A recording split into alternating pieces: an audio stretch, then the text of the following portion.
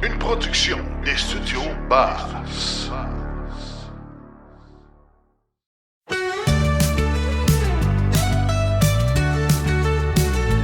Notre histoire nous sera racontée dans ce passé décomposé.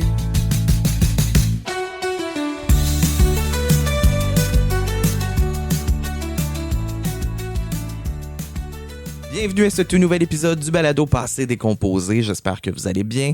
Je m'appelle Guillaume Beaulieu et je suis très heureux de vous retrouver, cher public, mais de te retrouver également, Martin Archambault. Bonjour, mon ami. Bonjour, est-ce que tu as passé un bon 2 semaines? Oui, c'était un peu plus relax que les autres semaines d'avant, maintenant que Noël et tout ça est passé. Oui, on reprend notre rythme, là. Un petit rythme un petit peu plus calme qui fait quand même du bien. Étant donné qu'on avance dans le mois de janvier, toi qui n'es pas un grand fervent de l'hiver, là, tu sens peut-être qu'on s'en va vers des moments plus cléments. On s'en va du bon bord. Le balado Passé décomposé est un balado qui porte sur différents thèmes de la Nouvelle-France ainsi que des familles qui ont peuplé le Québec. Martin et moi ne sommes pas des généalogistes ni des historiens, mais nous sommes des immenses amateurs de généalogie et toutes les informations qu'on vous nomme durant les épisodes viennent de sources fiables, disponibles dans la description de chaque épisode. Avant d'aller trop loin, on se doit de remercier notre commanditaire pour aujourd'hui. Cet épisode est présenté par généalogiequebec.com, propulsé par l'Institut Drouin, la plus grande collection en ligne d'archives historiques du Québec et du Canada, avec plus de 100 millions de documents pour retracer votre histoire familiale. En tant qu'auditeur, vous profitez d'un rabais exclusif de 25% sur votre abonnement en entrant le code promo Histoire25 à l'achat. Pour notre actualité du jour, j'écoutais les épisodes d'Aujourd'hui, l'Histoire, une émission de la chaîne radio de Radio-Canada, et je trouvais le thème très intéressant parce que c'est en lien avec notre thème d'aujourd'hui. Donc, dans l'épisode du 25 novembre 2025, oui, j'ai du retard, Maxime Coutier, l'animateur, nous parle d'Agathe de Saint-Père, la première manufacturière en Nouvelle-France. Elle naît à Montréal en 1657 dans une famille de marchands, mais aussi dans une famille où la femme a de l'importance. Dans sa famille, les hommes sont des entrepreneurs, oui, mais les femmes travaillent avec eux en tenant les comptes. Elle va se marier à Pierre Le Gardeur de Repentigny, un noble de la lignée de l'homme du même nom. Donc, ce couple n'aura pas de problème d'argent, on se comprend. Ouais. Et à cette époque, la laine et le lin sont en pénurie en Nouvelle-France. Donc, Agathe, forte de son expérience en entrepreneuriat, va décider de créer sa propre entreprise de textile au début de la Nouvelle-France. Elle va également recréer un métier à tisser pour pallier le manque de tissu et va former des employés qui, eux, en formeront d'autres afin que l'entreprise fleurisse. Elle va finir par vendre son entreprise en 1713, mais va continuer de travailler comme marchande publique et comme agente en immobilier. L'historienne Dominique Deslandres explique dans l'épisode qu'elle a réussi à retracer une trentaine de femmes entrepreneurs en Nouvelle-France. J'étais vraiment très surpris d'entendre parler d'une trentaine de femmes. Je vous invite donc à aller écouter cet épisode et tous les épisodes de cette émission sur le site web de leur émission en tapant Aujourd'hui l'Histoire dans le moteur de recherche ou sur l'application audio de Radio-Canada qui s'écrit d'ailleurs OHDIO. Martin, est-ce que tu as une capsule d'un mot historique du jour pour nous? Bien sûr, on écoute ça tout de suite.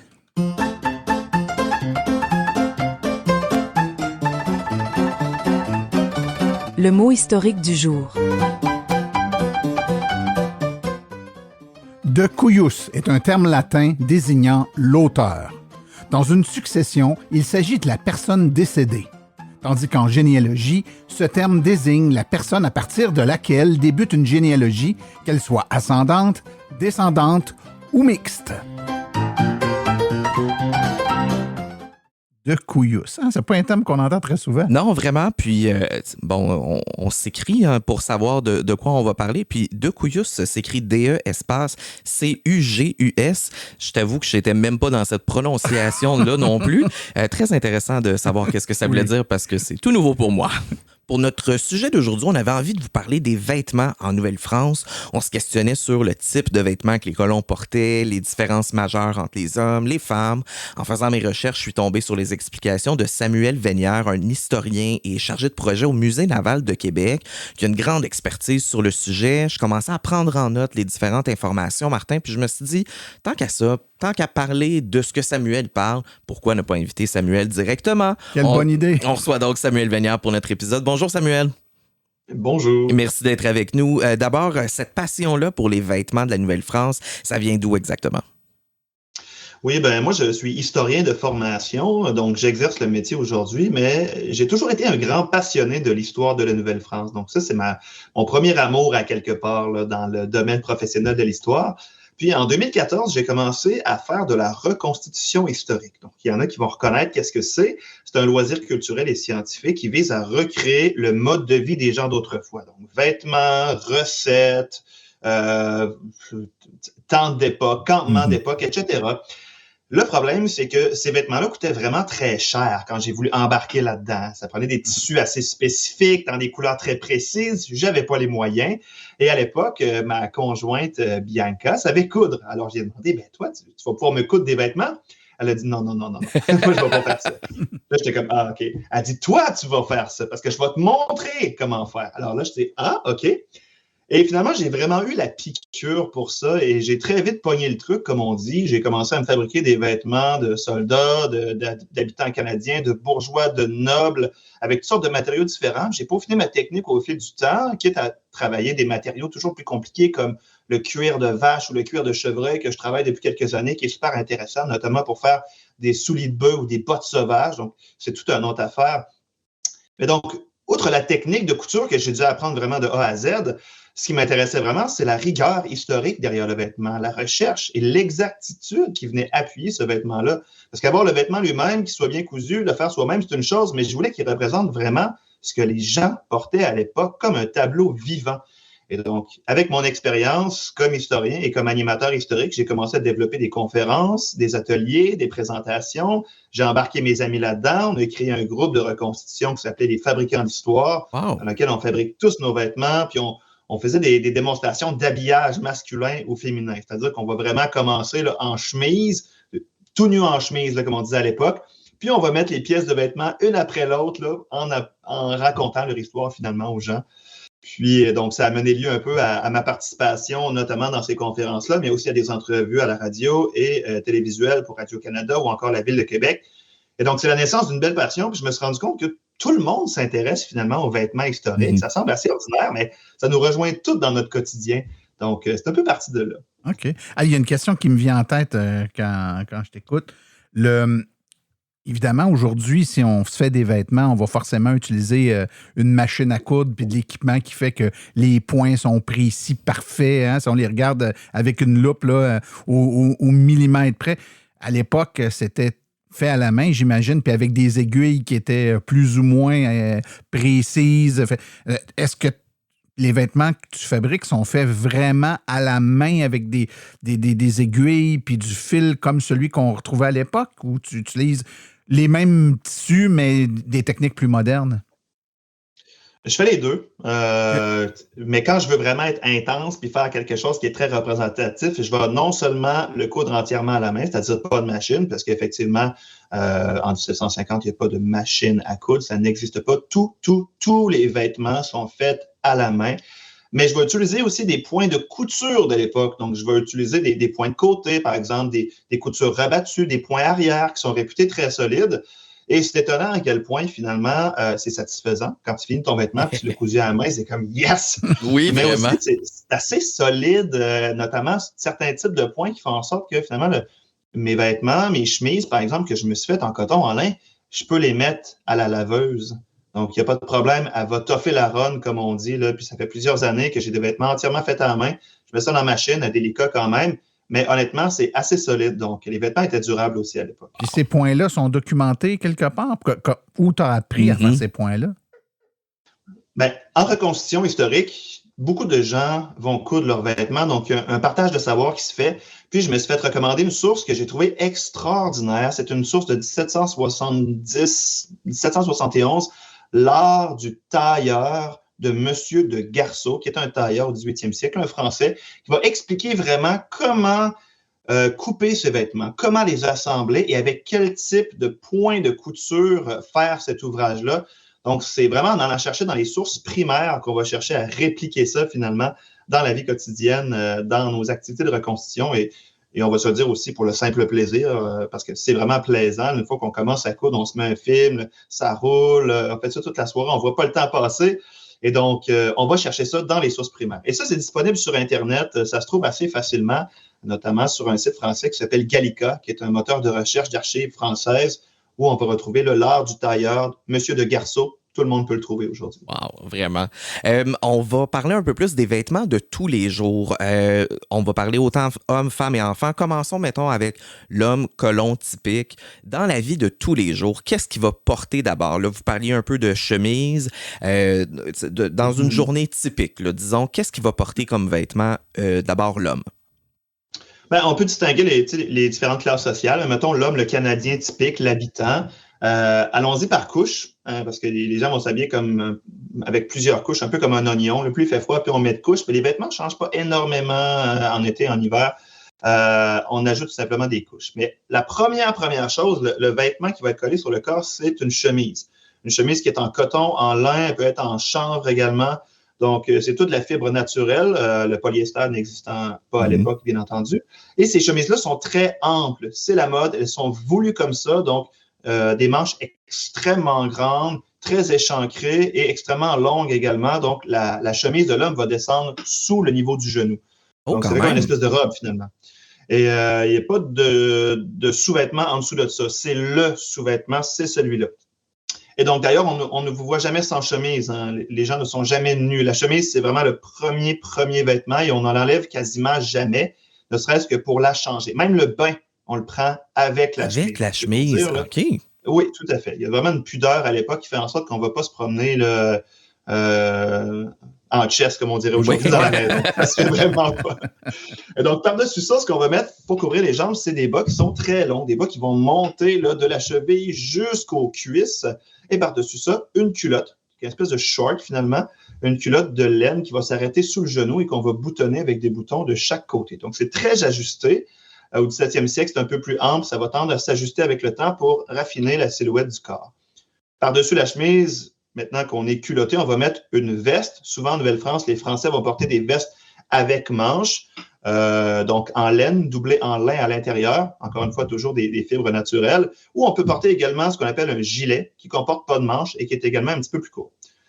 Et par-dessus ça, on va mettre un manteau qui s'appelle un juste-au-corps, qui est vraiment un manteau là, assez long, qui va descendre jusqu'aux genoux, avec des poches, des espèces de manches assez amples.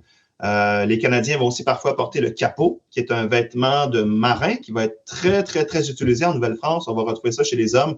Donc, c'est une espèce de juste-au-corps, mais avec des flaps avant beaucoup plus larges et un capuchon qu'on peut rabattre sur sa tête lors de gros temps, ce qui est assez typique là, ici au Canada. Qui est un pays réputé pour son climat plus rude, disons. Tu disais que c'est un manteau qui vient un peu plus de la marine et tout ça, des matelots. Est-ce que on va quand même l'intégrer donc dans la vie de tous les jours? Ça ne sera pas seulement les gens qui travaillent sur les bateaux ou en mer qui vont prendre ça.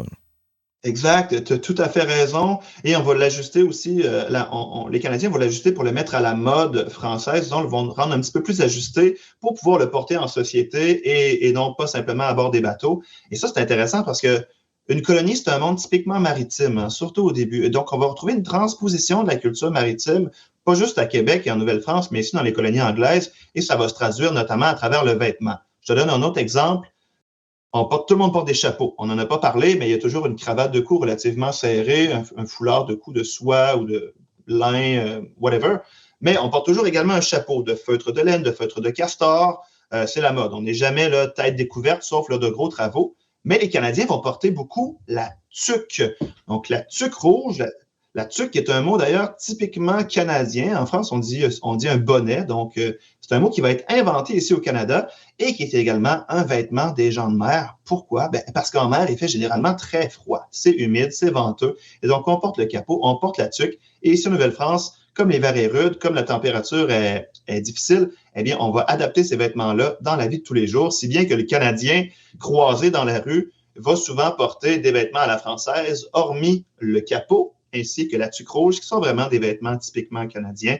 Et dans nos pieds, plutôt que de porter des souliers de cuir, par exemple, avec des petits talons, des boucles en métal, comme on le portait dans les villes, mais souvent dans les campagnes ou dans les expéditions militaires, par exemple, les gens vont troquer le soulier pour le soulier de bœuf, qui est tout simplement un soulier fait en cuir de vache, beaucoup plus flexible, moins rigide, et qui est plus confortable pour porter là, sur le gazon dans les bois et qu'on peut fabriquer soi-même facilement après avoir chassé. En termes de quantité, est-ce que c'est un peu comme aujourd'hui dans le sens que, bon, les chemises, c'est ce qu'on porte le plus, on en a donc un peu plus, alors que le manteau, on le porte moins, donc on en a seulement peut-être un exemplaire ou deux. En termes de quantité de vêtements, ça ressemble à quoi? C'est exactement ça. Les chemises, on va en avoir beaucoup parce qu'on veut changer souvent.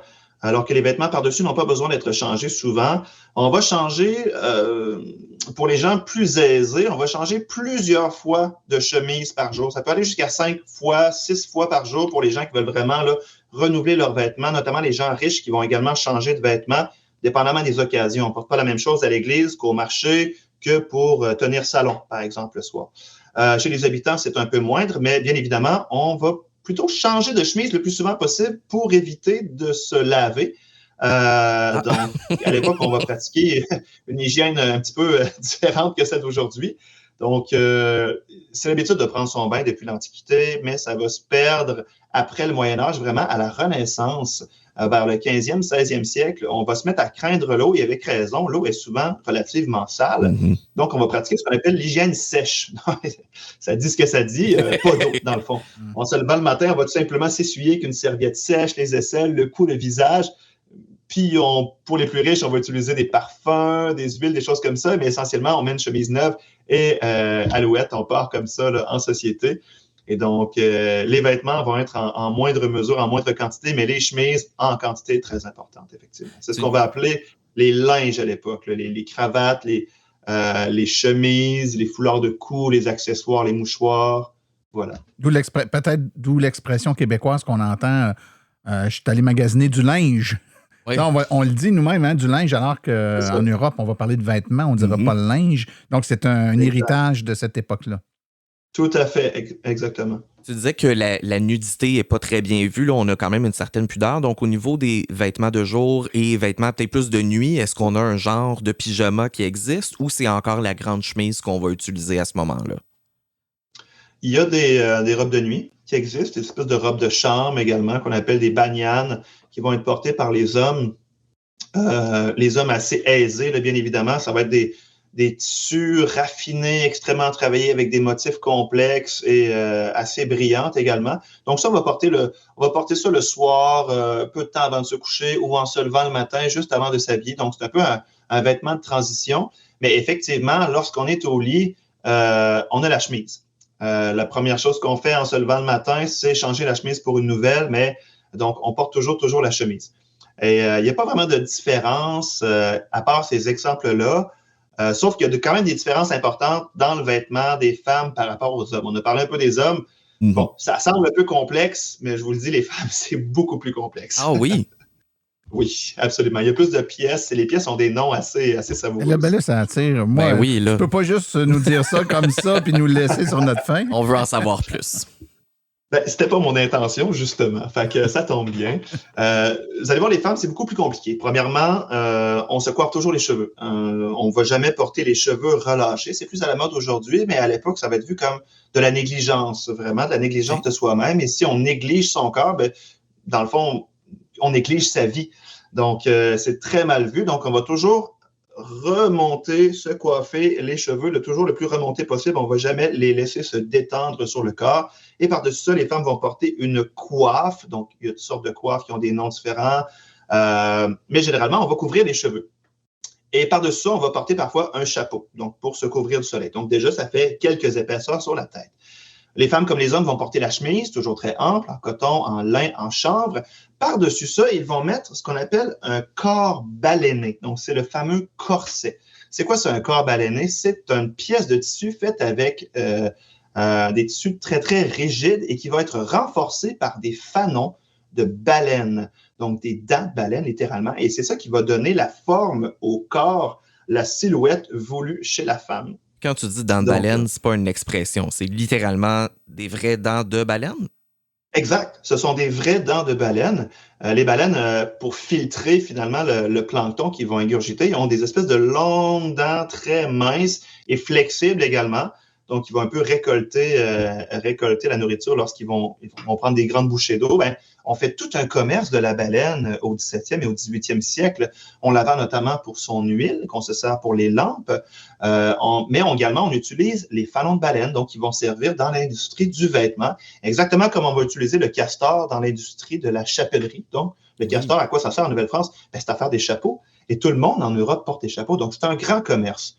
Donc, finalement, on va mettre ça et très, très serré pour le corps pour remonter la poitrine et donner une silhouette très, très mince au niveau de la taille. Et par-dessus ça, on va mettre ce qu'on appelle des paniers, petits ou grands paniers, qui peuvent être également en fanon de baleine ou en bois léger et qui vont donner de l'ampleur à la jupe et au manteau de robe. Et c'est par-dessus cette pièce-là qu'on va mettre, par exemple, un mantelet, qui est une espèce de jacket, finalement, pour les habitantes, ou encore un manteau de robe pour les femmes de qualité, qui va être vraiment une grande pièce de tissu qui va venir s'attacher sur le devant avec une pièce d'étoma qui est attachée sur le corps, tenez-vous bien, avec des espèces d'épingles qui ressemblent beaucoup à des clous. Donc, la robe, elle est presque cloutée sur le corps de la femme. Donc, on voit tout de suite les contraintes sociales là, qui sont appliquées sur le corps de la femme et qui sont moins le cas pour l'homme. En dessous de ça, évidemment, il n'y a pas rien. Il y a toute une série de choses qui vont se placer, les longs bas qui vont être fixés à la cuisse par des jarretières. Parfois, les femmes vont faire broder des petits mots d'amour sur les jarretières. C'est très coquin, tout ça. Et donc, ça va être seulement pour ceux que les yeux peuvent aller jusque-là. On va avoir la chance de pouvoir Très peu de gens, techniquement, là. Techniquement, très peu de gens, effectivement. J'imagine que ça dépend de chaque personne.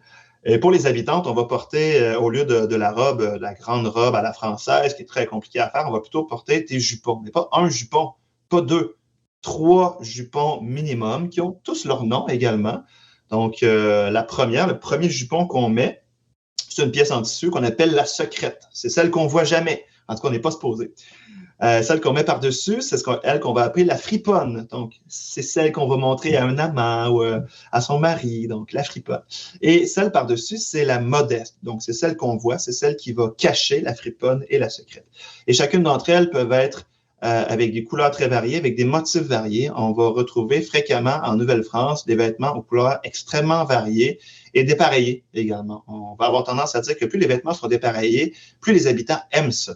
Ce qui est tout le contraire chez les gens de qualité, les nobles et les seigneurs. On va porter des vêtements relativement unis. Et le plus uni c'est, mieux c'est, à quelque part. Est-ce que je me trompe ou tu n'as pas fait allusion ou mention à quelconque soutien-gorge? Donc, chez la femme, à cette époque-là, il n'y a aucun soutien-gorge? Il n'y a pas de soutien-gorge. C'est le corps baleiné qui va remonter la poitrine. Et quand je dis remonter, là, c'est presque écrasé, littéralement. Et ce qu'on veut, c'est lorsqu'on va mettre une robe de soirée, par exemple, on veut que la poitrine paraisse. Ça va être très bien vu d'avoir, pas nécessairement une forte poitrine, mais ça fait partie des critères de beauté que la poitrine paraisse. Normalement, les habitantes, en fait, et les dames de qualité vont porter un foulard de cou pour cacher, finalement, avec cette pudeur-là, pour cacher la poitrine, mais comme on a tendance, avec le temps, à montrer toujours un petit peu plus de peau, ben, les foulards vont être semi-transparents ou en soirée, ils vont avoir tendance à disparaître, comme par magie. Voilà, mais ça, c'est que le soir. Et évidemment, jamais à l'église, où on va être très prude dans le vêtement. En termes de poids, je ne sais pas si tu es capable de dire précisément, mais tu parles quand même de plusieurs morceaux. J'imagine que ça ne devait pas être un petit tissu léger, très facile à porter, là, tout ça. Étonnamment, oui. Dans le sens où, c'est sûr qu'on est comprimé, puis là, je ne peux pas parler pour ma conjointe qui porte et qui fait, comme moi, des vêtements historiques. Mais tout ça est réparti sur le corps, finalement, et le mouvement est assez fluide. C'est-à-dire que ce sont des vêtements qui sont faits pour la vie quotidienne. C'est sûr que vous n'allez pas jouer au tennis avec une robe à la française en soie. Donc, la robe est faite pour faire des menus mouvements, des mouvements distingués, parce que la distinction d'un individu en société en Nouvelle-France ne passe pas simplement par l'apparence, mais aussi le comportement et la manière dont il va se comporter en société, ce qu'on appelle la bienséance, qui va se traduire par toutes sortes de qualités, la bienveillance, l'honnêteté dans le geste, c'est vraiment des mots qu'on va utiliser à l'époque. Toujours est-il qu'effectivement, là, c'est quand même plus lourd que les vêtements qu'on porte aujourd'hui.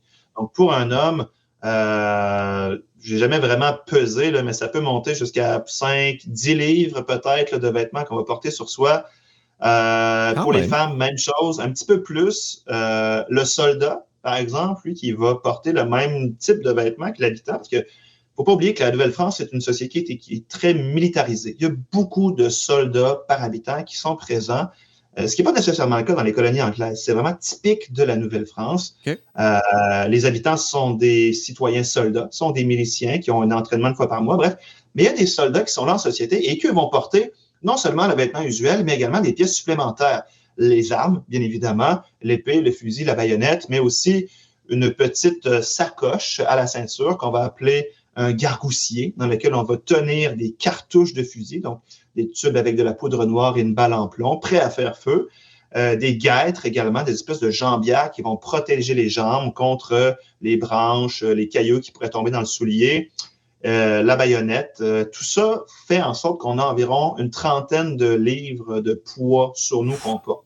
Et ça, je le sais parce que, évidemment, je me suis fait un uniforme de soldat et je possède les armes appropriées. Et pour le fun, à un moment donné, je suis monté sur la balance et ça faisait à peu près une 30aine de livres. Et j'étais assez impressionné. Mais en regardant l'équipement des soldats canadiens, en 2025, c'est encore le même poids qu'ils vont porter en termes d'équipement. Wow, OK, donc ça a évolué, mais en termes de poids, par exemple, on est encore à la même place. Le type d'équipement qu'ils portent est autrement différent. On a parlé des hommes, on a parlé des femmes. Au niveau des enfants, est-ce qu'il y a des différences majeures ou c'est quand même relativement la même chose, mais en format plus petit? Ça commence à être la même chose, mais en format plus petit, à partir de ce qu'on appelle l'âge de raison. Donc, je ne sais pas, vos enfants, ils ont quel âge? Le mien, il est en train d'y arriver tranquillement, il y a 6 ans.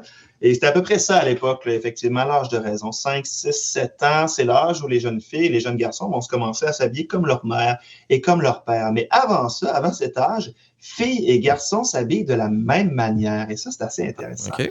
Donc, sans aucune distinction. Et les deux vont porter ce qu'on appelle des robes d'enfants. Robes, vêtements du premier âge, robes d'enfants.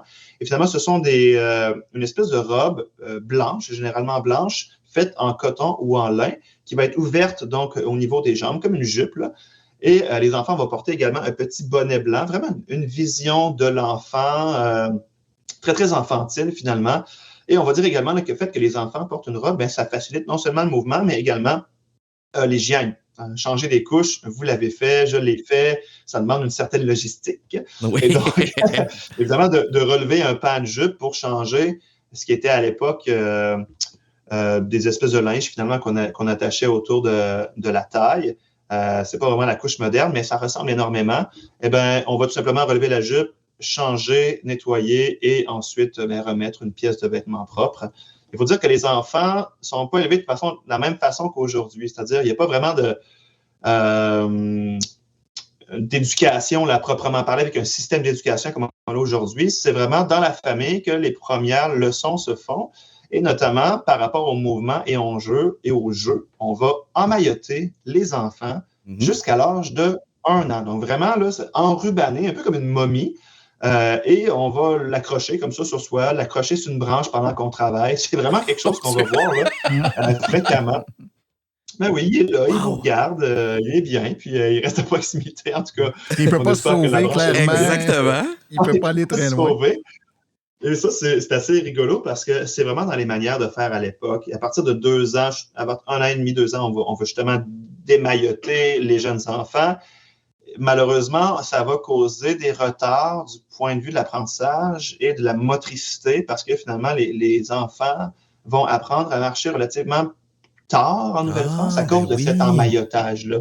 Et donc, sans différence significative, je vous dirais, c'est-à-dire les gens marchaient comme vous et moi en société, mais l'éducation, elle ne se fait pas pareil. Donc, l'emmaillotage jusqu'à 1 an, 1 an et demi, ensuite la robe d'enfant jusqu'à, disons, 5-6 ans, et ensuite le petit juste au corps avec la petite veste pour le garçon, puis la petite robe pour la jeune fille. Et c'est aussi l'âge à partir de lequel l'enfant, ben, il doit commencer à aider les parents à la maisonnée, sur la ferme, dans les champs ou encore dans les shops du boulanger, du tailleur, etc. Donc, On commence jeune. Je vais rappeler ça à mes enfants, que l'âge de raison, c'est l'âge d'aider. Parce que oui, moi, ils sont vraiment exactement dans cet âge-là, donc je vais leur faire écouter l'épisode, juste pour être certain. On a parlé beaucoup des vêtements là, de tous les jours. Si on se tourne vers plus les vêtements d'occasion spéciale, baptême, mariage et autres cérémonies, tout ça, ça ressemble à quoi les vêtements plus propres, si on veut? Ben, étonnamment, il n'y a pas de vêtements associés, par exemple, au mariage à l'époque ou encore au baptême. On va porter différents vêtements en fonction des événements. Et l'événement qui prime sur tous les événements, c'est le dimanche à la messe.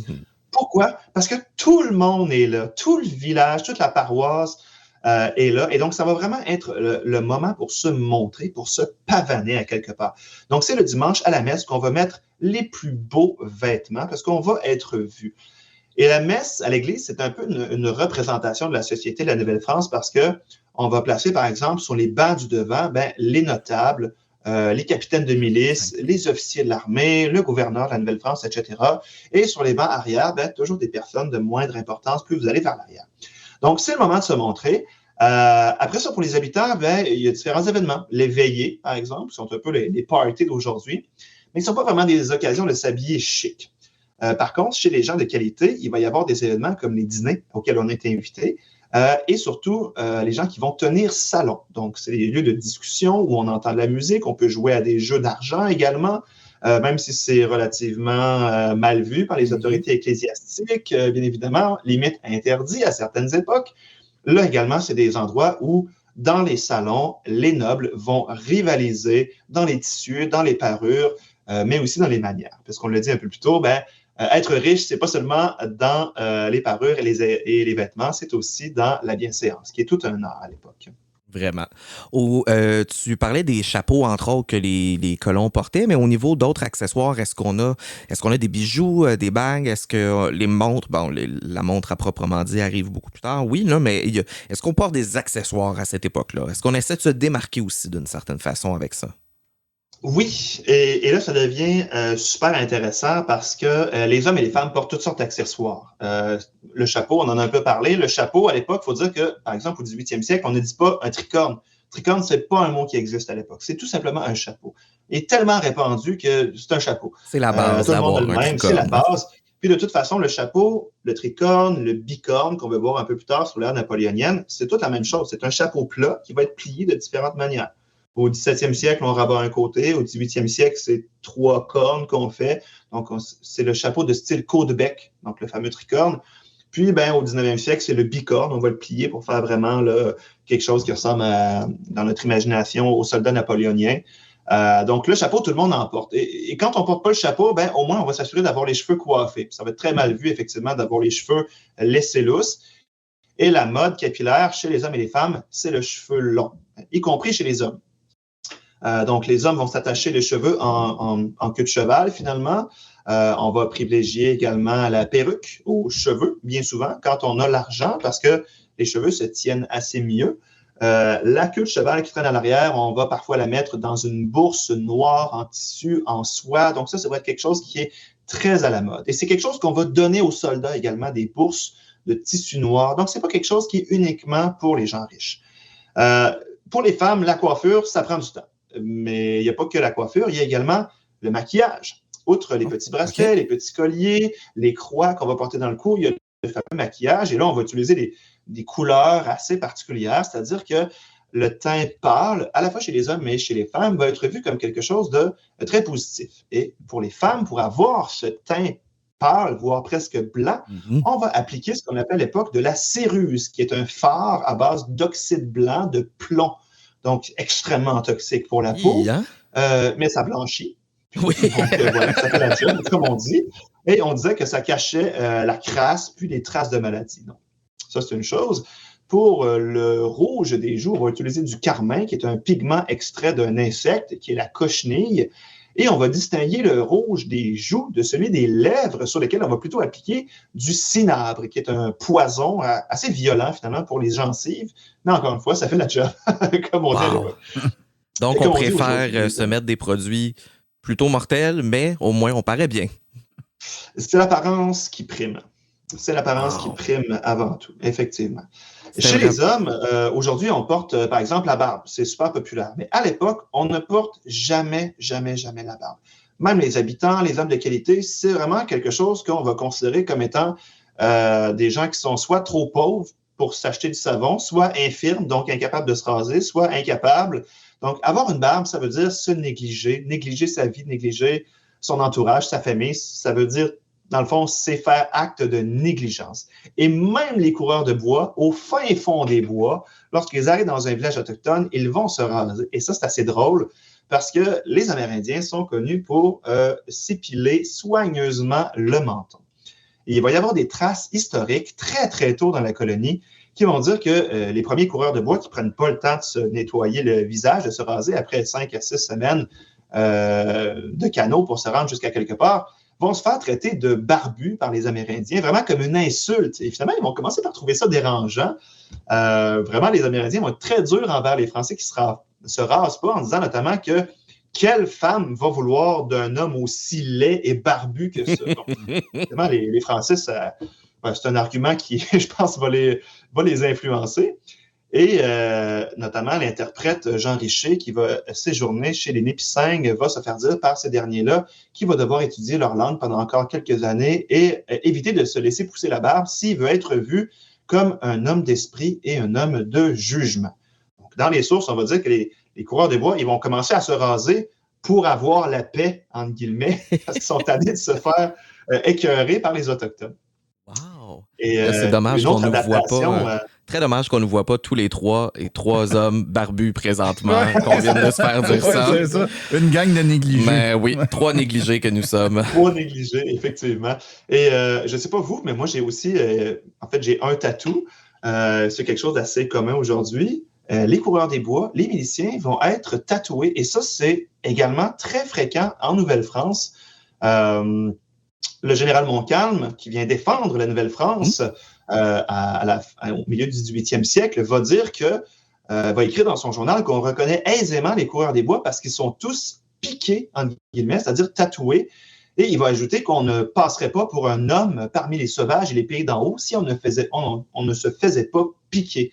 Donc, piquer, ça veut dire tatouer. Ça se faisait vraiment avec une aiguille, soit d'origine animale, soit d'origine métallique. Et donc, c'est assez intéressant de se demander à quoi ressemblent les tatous en Nouvelle-France.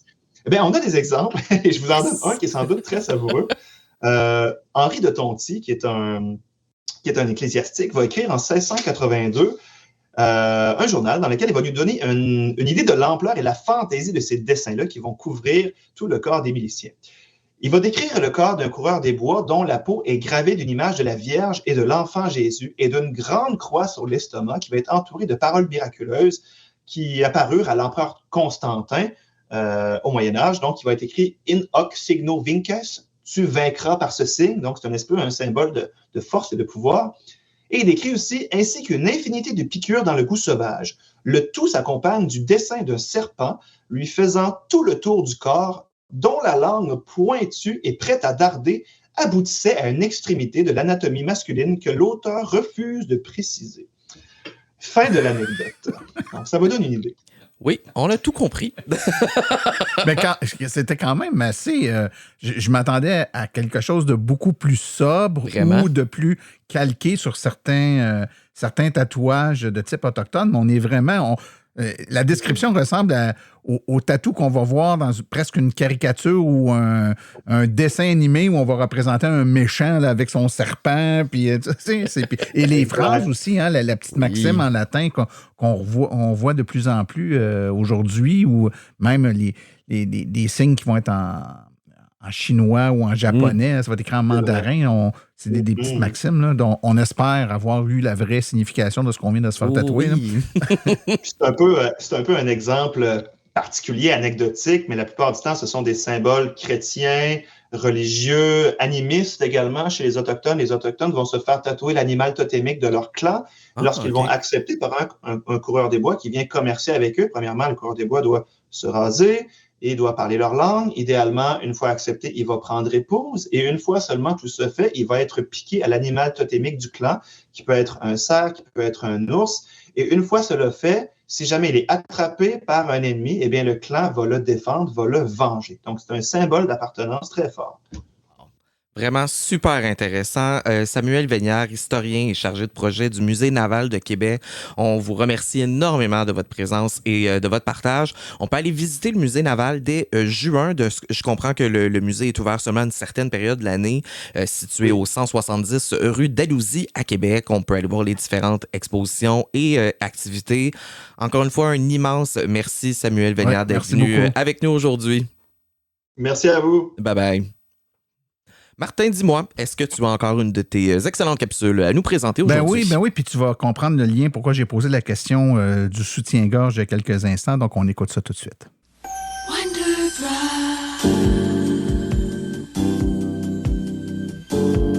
Quand vous paraissez bien, vous êtes à votre goût, vous vous sentez libre, vous êtes vous-même, vous savez qu'on aime... Mesdames et messieurs, attachez ou plutôt agrafez vos ceintures. Aujourd'hui, on explore l'histoire d'une invention qui a littéralement remonté le moral et bien d'autres choses à des millions de femmes à travers le monde. Le fameux Wonder Bra, ou plutôt le modèle le plus mythique de Wonder Bra. Et derrière ce prodige textile, une femme de chez nous, une femme brillante, ingénieuse et visiblement très au courant des besoins du public féminin, Madame Louise Poirier.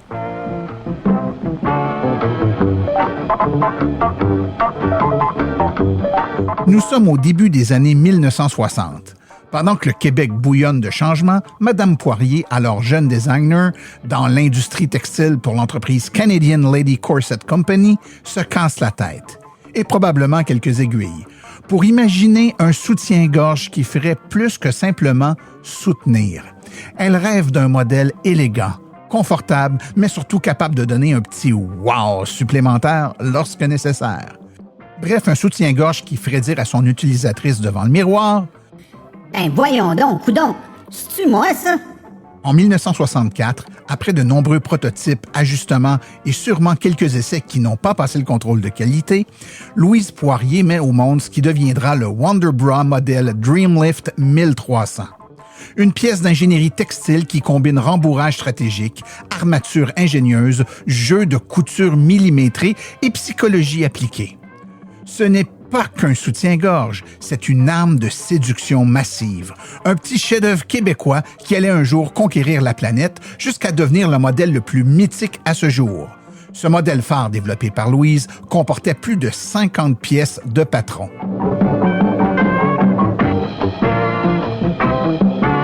Au début, le Wonder Bra 1300 reste un produit bien local. On le retrouve dans les magasins canadiens, souvent avec des mannequins en carton, souriant d'un air qui semble dire « T'as pas idée ce qui s'en vient ». Mais c'est dans les années 1990 que la bombe explose. Métaphoriquement, rassurez-vous. Une campagne publicitaire internationale propulse le Wonder Bra au rang d'icône culturelle.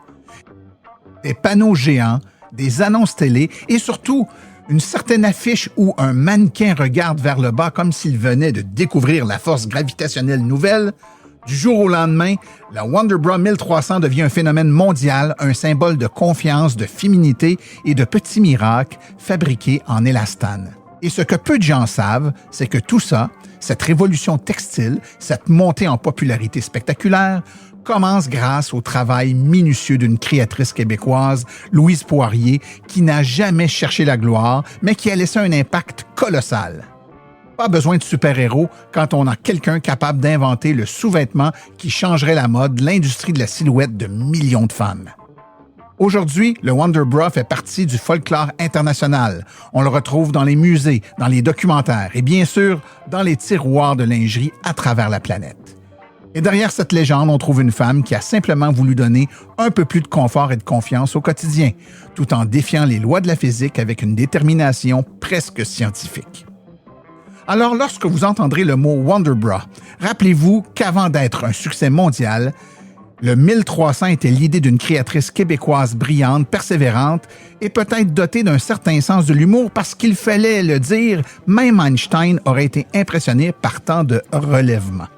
Et voilà l'histoire du Wonder Bra, cette fabuleuse invention qui a redonné du lift, du style et un peu de magie tout droit sortie de l'esprit d'une pionnière d'ici, Madame Louise Poirier. Vous êtes bien dans votre peau, ravissante, ravissante, Wonder Bra.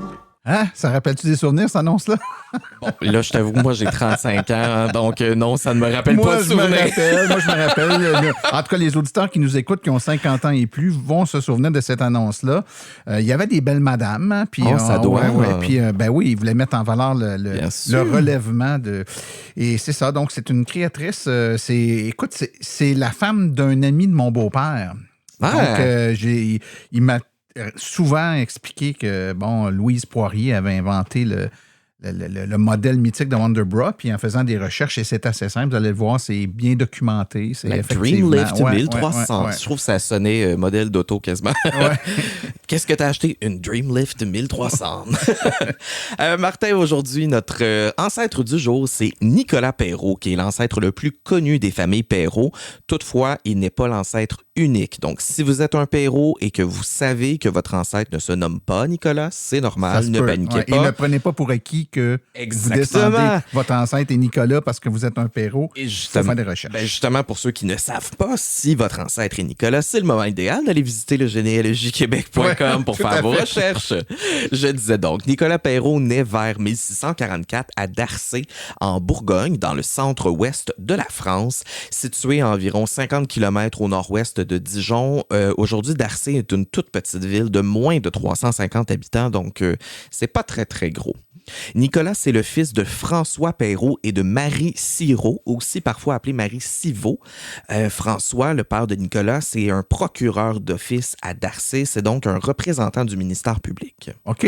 Donc, comme disait notre invité tantôt, c'est comme ça, c'est quelqu'un de qualité, un homme de qualité. Un homme donc, de qualité. C'était des gens moyens financièrement. C'est ce qu'on conclut. On peut supposer que oui, mais malgré ça, Nicolas va arriver au Québec avant 1660 en tant qu'engagé.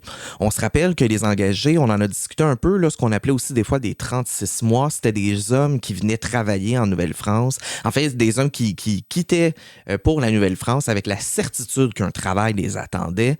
Nicolas, lui, son travail sera être un donné pour les Jésuites. Un donné à cette époque, c'est une personne laïque qui va aider les Jésuites à convertir les Autochtones au catholicisme. Avec du recul, on le sait, là, c'est pas le métier le plus noble, mais bon, il faut gagner sa vie, donc c'est comme ça qu'il gagnait sa vie, notre cher Nicolas. Cela dit, son travail de donner va lui donner un avantage particulièrement intéressant. Comme il visite divers peuples autochtones, Nicolas va apprendre à parler plusieurs langues différentes. Il va même s'installer durant quelques mois avec les peuples autochtones du Wisconsin. En 1665, il va mettre fin à son contrat de travail de données, mais avant de revenir au Québec puis s'installer à Montréal, il va continuer à faire quelques visites de certaines Premières Nations, notamment les Potawatomi, qu'on prononce Bodewani dans leur langue, ainsi que chez les Fox, qu'on appelle également les Meshkwaki, les deux peuples qui vivaient dans le nord des États-Unis. Et une fois que son contrat avec les Jésuites était terminé, qu'est-ce qu'il a fait pour vivre, pour subsister par la suite? Bien, effectivement, ça va y prendre un autre travail, d'autant plus qu'il n'est même pas propriétaire d'une terre encore. Donc, dès son retour à Montréal, Nicolas va être recensé comme étant un domestique chez Marie Pournain, qui est la veuve de Jacques Tétard. Il faut faire attention, là, parce qu'à l'époque, le terme domestique ne signifie pas la même chose qu'aujourd'hui. De nos jours, on a l'image un peu là, d'un majordome lorsqu'on parle d'un domestique. En habit avec la petite serviette blanche sur le bras. Là. À cette époque-là, c'est plus une formulation pour dire que c'est un homme à tout faire qui va aider un peu partout dans la maison. L'année suivante, Nicolas va être recensé comme étant toujours à Montréal, mais il travaille désormais comme serviteur des prêtres sulpiciens. Encore une fois, le terme serviteur qui sonne très péjoratif de nos jours. C'est pas le cas. À cette époque-là, le serviteur d'une église, on le sait, c'est totalement autre chose. Ce travail ne durera pas non plus parce que dans la deuxième moitié des années 1600, il existe un commerce qui est très lucratif au Québec et j'ai nommé le commerce de la fourrure. fourrure. Nicolas n'est pas plus fou qu'un autre. Il va donc profiter de ce marché-là pour essayer de faire un peu d'argent. Donc, en 1667, il va former une compagnie avec 3 autres hommes qui, comme lui, sont intéressés par le commerce et par l'exploration de la région du Wisconsin, une région que Nicolas qui connaît déjà en plus. Donc, je ne sais pas si Nicolas, c'est un bon entrepreneur, mais ce qu'on sait, c'est qu'avec toute l'expérience qu'il a, il est capable de créer facilement des liens avec les différents peuples autochtones parce qu'il a en plus appris à parler leur langue. Et cette facilité-là à créer des contacts ne va pas passer inaperçue. Qu'est-ce que tu veux dire par là? Ben, écoute, à peine revenu à Montréal, il va être convoqué à Québec par le gouverneur Daniel Rémy de Courcelles et l'intendant Jean Talon. Eux ont entendu parler de Nicolas et ils savent à quel point il est capable de créer des liens rapidement avec les Premières Nations. De Courcelles et Talon vont demander à Nicolas Perrault de se rendre toujours au Wisconsin et de créer une alliance entre le roi de France et les différentes nations. On n'a malheureusement pas tous les détails précis de qu'est-ce qu'il y avait exactement dans cette alliance-là, mais ça impliquait notamment que le roi de France allait prendre possession des terres de l'Ouest, donc clairement en échange de quelque chose, mais qui demeure inconnu. Nicolas va donc quitter le Québec avec Daumont-Saint-Luçon vers octobre 1670. Ils vont descendre la rivière des Outaouais et atteindre la rive nord du lac Huron dans les semaines qui suivent. Ils vont s'installer chez les Amiquais pour l'hiver. Une fois que les lacs vont être de nouveau navigables, les 2 hommes vont repartir pour atteindre Sault-Sainte-Marie en mai 1671.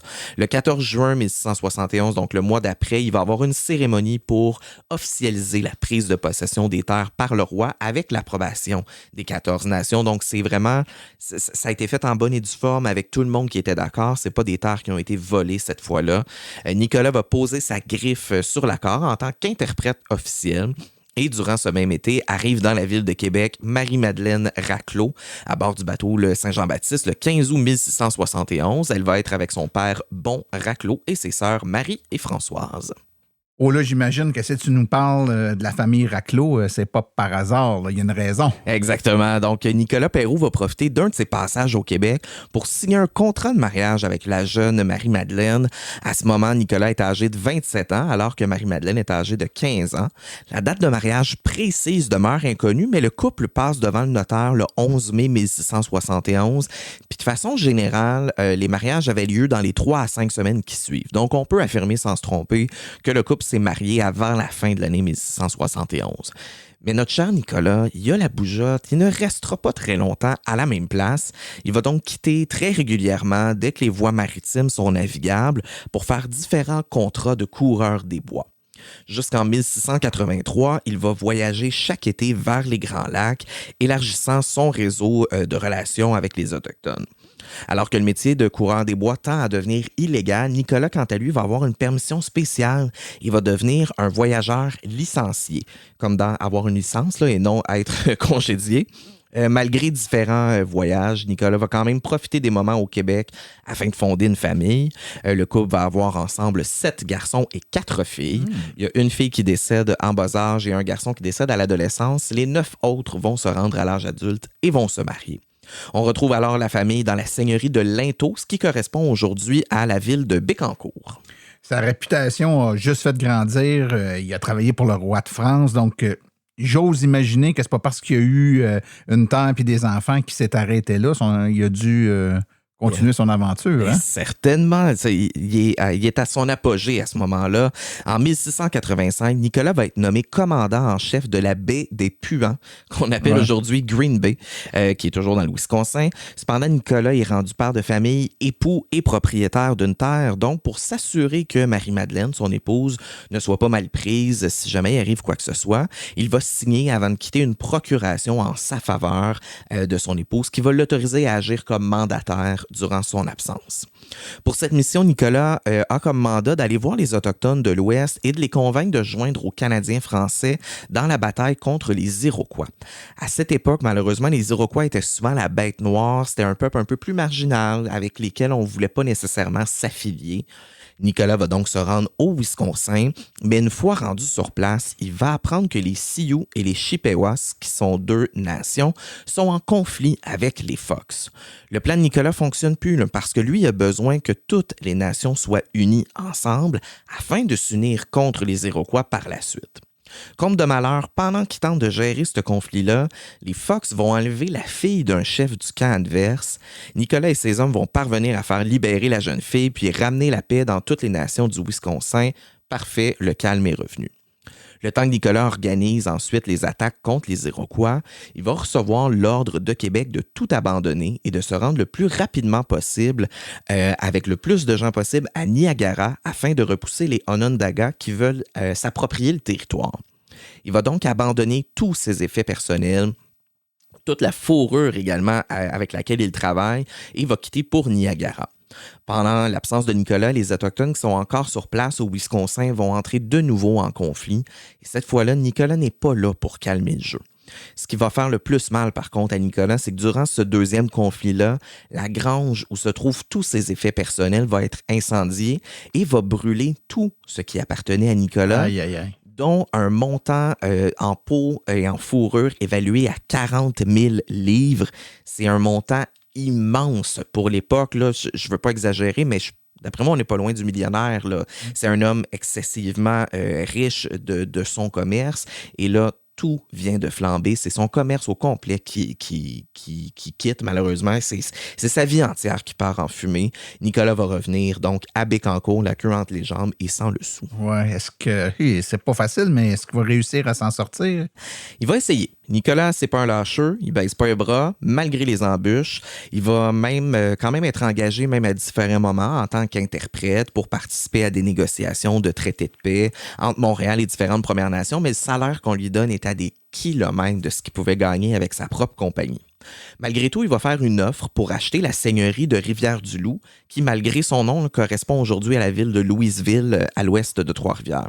Le coût d'achat est de 4 000 livres payables en peau de castor et malheureusement, plusieurs documents judiciaires vont démontrer que Nicolas ne sera pas en mesure de faire les paiements.